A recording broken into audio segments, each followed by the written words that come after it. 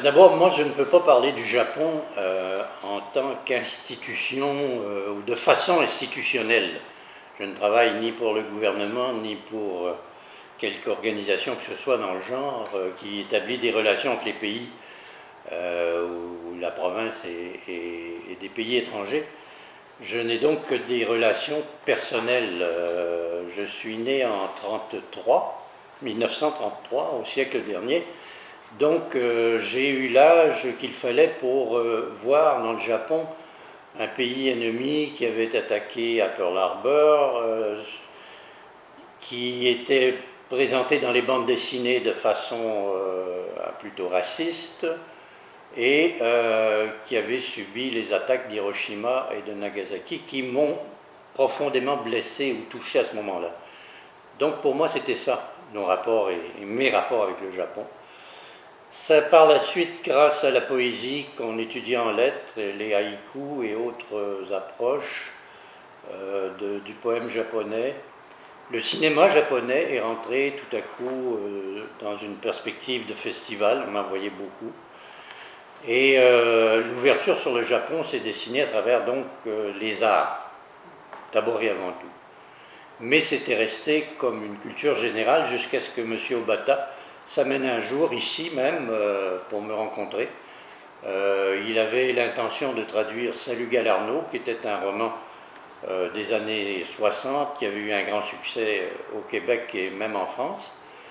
Et l'idée de traduire ça en japonais, évidemment, me souriait, mais ça m'apparaissait quasi impossible. On en a parlé longtemps. Je dis qu'il n'y a pas beaucoup de stands de frites au Japon. Peut-être pouvez-vous imaginer des questions de stands, enfin d'endroits où on vend des nouilles, des choses comme ça. Il faudrait trouver des équivalents. L'équivalent pour la langue, M. Obata a travaillé beaucoup à cette sonorité. Et il m'a dit que ça ne pouvait pas être écrit en japonais de Tokyo, qu'il fallait que ça soit une autre, plus proche de Kyoto peut-être, quelque chose comme ça. Mais j'ai jamais été en mesure de voir la différence profondément. Cela dit, ce qui a été formidable, c'est qu'après une relation personnelle établie avec le traducteur, qui est toujours un personnage qui vous fouille beaucoup plus pardon, que vous le désirez, j'ai eu le plaisir d'être invité au Japon à l'occasion de la traduction. Et là, ça a été une découverte. Ma femme et moi sommes partis quelques semaines et ça a été une découverte formidable du pays, de ses relations avec la beauté, avec le détail,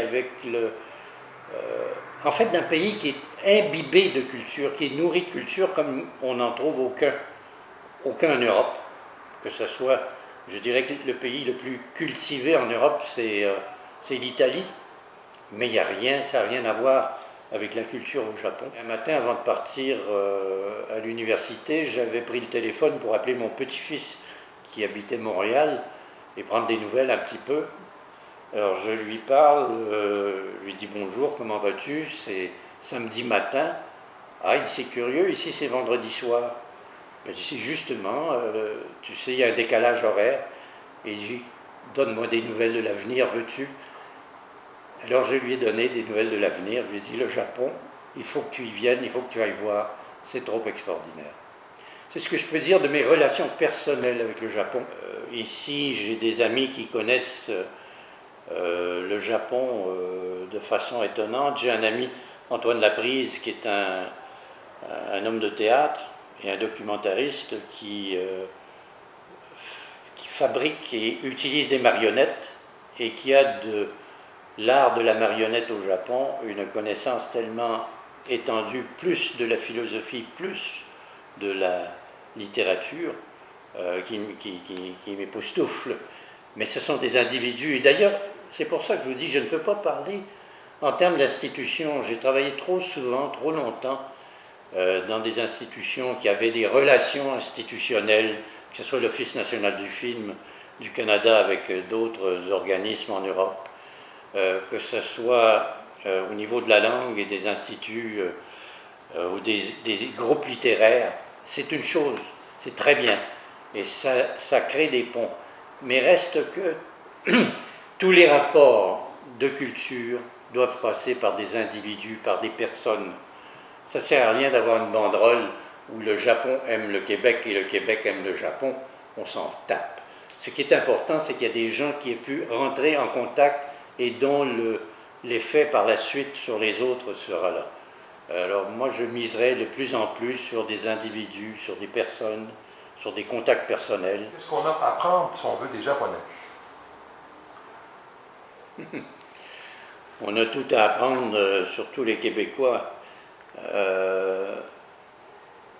Le mot beauté nous est pas familier. Ce pays pourrait être très beau, mais il est gâché par un manque de goût extraordinaire de la part de nos élites municipales. Moi, j'enverrais d'office les ingénieurs et les maires faire des tours au Japon, parce que ce qu'ils font de nos villes est horrible. La beauté.